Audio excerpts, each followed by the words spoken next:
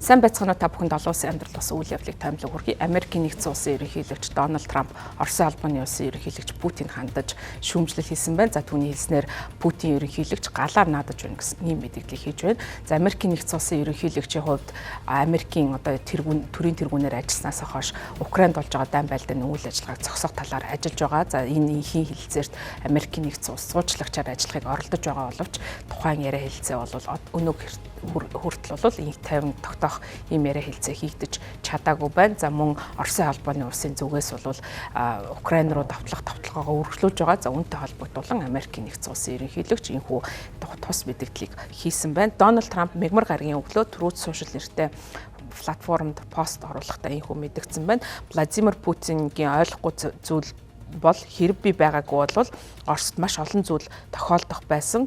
Би маш үнэхээр муу олон зүйлүүд тохиолдох байсан гэж хэлж байна. За тэрээр галаар тоглож байна гэсэн ийм мэдээллийг хийсэн байна. За энэхүү тайлбар нь Дональд Трампын засаг захиргаа Кремлд хандаж байгаа хандлага нь бол сүүлийн үед хийхэн өөрчлөгдөж байгааг харуулж байгаа.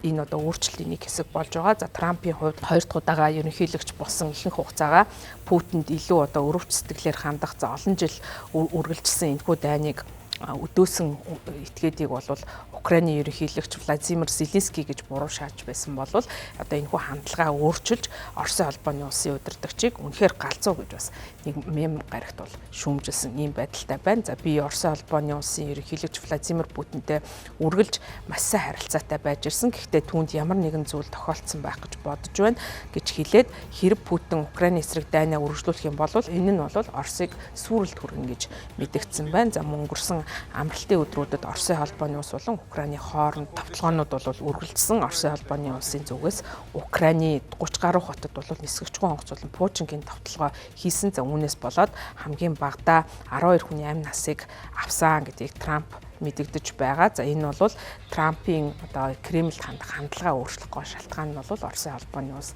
давталгаагаа үргэлжлүүлсэн хэвээр байгаа явдал болж байгаа юм. За Оросын албаны улсын хувьд бол 2022 онд Украин руу бүрэн хэмжээний давталгаа хийсэн. За үүнээс хойш бол хамгийн том озлогцод солилцоог бол өнгөрсөн 7 хоногийн сүүлээр хийсэн. За энэ бол энэ өдрүүдтэй холбогдуулан нийтдээ 1000 орчим одоо олзлогцод солилцоон гэж талууд хэлж байгаа. За мөн Трампын хувьд бол сонгуулийн кампанит ажлын үеэр энэ дайныг зогсооно гэж амлалт өгсөн. Тийм учраас бол яарвчлан ихийн яриа хэлэлцээний ширээнд хоёр талыг бол суулгахыг оролдож байгаа. Гэвч бол одоогийн байдлаар энэ одоо оролдлого нь бол дойрвтой үр дүнд хүрээгүй байна. За ямар ч байсан Трампын зуучлалаар хоёр орны төлөөлөгчд анх одоо нүр тулан дайн хэлснээс хойш анх удаа нүр тулан уулзсан. За үүнийх нь гол амжилт нь энэхүү одоо олзлогцод солилцсон явдал болж байгаа. За үүнтэй холбогдуулан Дональд Трамп би энэ яриа хэлцээнд оролцсон хоёр талд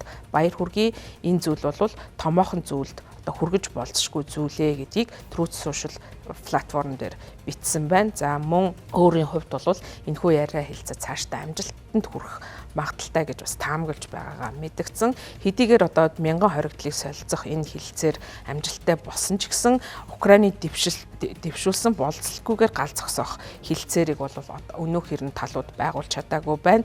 За энэ хэлэлцээрийг бол Оросын албаны улсын зүгээс бол одоогийн байдлаар зөвшөөрөөгүй байгаа. За үүнийг ярилцсны дараах эхний шөнө нь Оросын албаны улс Украины хотууд руу Пучин болон нисгэгчгүй онгоцоор дайрах одоо давталгааныхаа давлгааг эхлүүлээд байгаа. За Америкийн нэгдсэн улсын ерөнхийлөгчийн хэлсэн мэдэгдэлтэй холбогдуулан өмнө нь Оросын албаны улсын ерөнхийлөгч байсан. За мөн одоо бол Оросын албаны улсын аюулгүй зөвлөлийн дэд дарга Дмитрий Медведев мягмар гарагт бас энэ Трампын мэдэгдэлд хандаж сануулга өгсөн байна.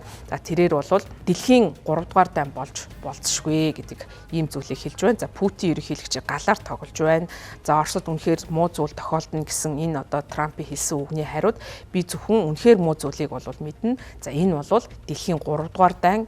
За үүнийг бол Трамп ерөнхийлөгч ойлгох байхаа гэж найдаж байна гэж Медведев ерөнхийлөгч бол анхааруулсан байна. За ямар ч тач бол талууд бие биен рүүгээ үгээр дайрах энэ товтлогоог бол хийж байна. За одоогийн байдлаар бол инх тайвны яриа хэлэлцээ боддоор одоо хэрэгжих за талууд гал зогсоох энэ асуудал бол боддоор хэрэгжих боломж бол харагдахгүй байна. За ямар ч байсан бол талууд бие биен рүүгээ товтлсон товтлогоогоо үргэлжлүүлсэн хэвээр байгаа нь энэ одоо 3 жил шахуу үргэлжилж байгаа дайн байлдааны үйл ажиллагаа боддоор одоо намдах, намжих ийм нөхцөл байдал бол харагдахгүй байгааг харуулж байгаамаа.